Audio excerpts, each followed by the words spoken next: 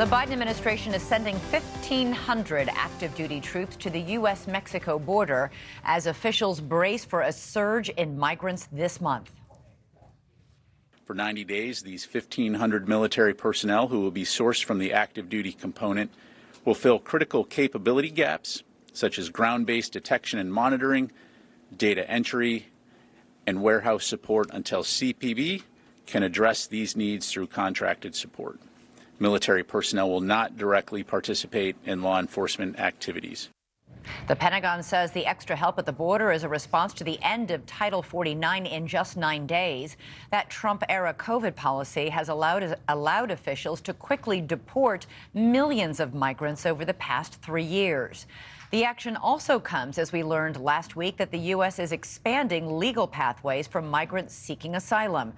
New processing centers are set to be opened in Guatemala and Colombia to help reduce the arrivals at the southern border. NewsNation correspondent Evan Lambert is following all the latest on the White House efforts to secure the border. Evan, what is the latest tonight? Elizabeth, these new troops could get there as soon as May 10th. That is one day before Title 42 expires, and this surge in immigration is expected. The Pentagon and Biden administration confirming today a new augmentation of boots on the ground at the southwest border. In light of the changes on May 11th and the anticipated surge, DHS did reach out and request this support. The addition of 1,500 active duty troops comes as illegal crossings are near record highs, and in the important context of the ending of Title 42. That's the pandemic-era rule that allowed the Department of Homeland Security to quickly turn away and expel migrants who might otherwise seek asylum. The rule expires May 11th and is expected to usher in a surge in attempts at unlawful entry. The White House blaming Congress for not passing immigration reform. I will also add that this would not be necessary if Congress would act so that we could have resources and so that we could be able to help the men and women of Border Patrol to do their jobs. House Republicans poised to debate their own immigration and border security bill, but it stands little chance of passing the Senate in its current form.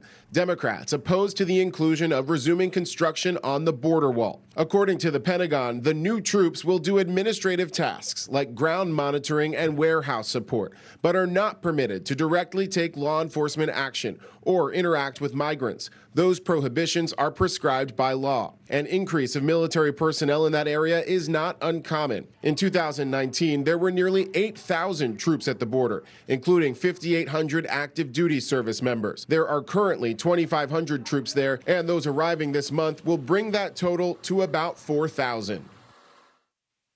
And in a statement before this additional news on extra troops was announced, House Speaker Kevin McCarthy took a shot at President Biden in a statement saying, in part, for over 2 years, President Biden and congressional Democrats have ignored the crisis they created, while House Republicans have been hard at work listening, especially to Americans in communities affected, and crafting solutions. Elizabeth? Evan Lambert, thanks so much for that report. And joining us now for more on all of this is the former U.S. Border Patrol Chief Ron Vitiello. He also served as the acting director of Immigration and Customs Enforcement under former President Trump. Ron, thanks so much for being here.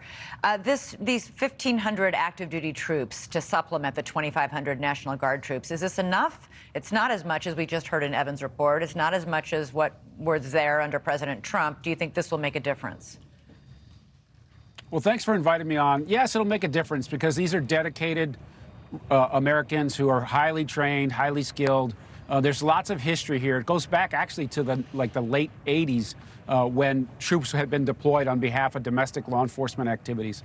And so there's a lot of history here. There's a lot of familiarity on the front line at DHS and how to use these 1,500 net new boots on the ground, where to put them in places like was talked about in the reporting. They can watch sensor screens. They can do data entry. They can refine intelligence for the workforce. They can help with logistics and supplies, et cetera. So it's a terrible situation at our southwest border right now. So every little bit helps. Will this be enough? Probably not, because the conditions that have been produced at our southwest border make it extremely difficult and challenging for the workforce and the front line. And we see the flow. We see the people that are in the pipeline. There are stories out there. There's tens of thousands of people waiting for May 11th. Thank you for watching. Go to newsnationnow.com to find NewsNation on your television provider. And don't forget to click the red subscribe button below to get more of NewsNation's fact-driven, unbiased coverage.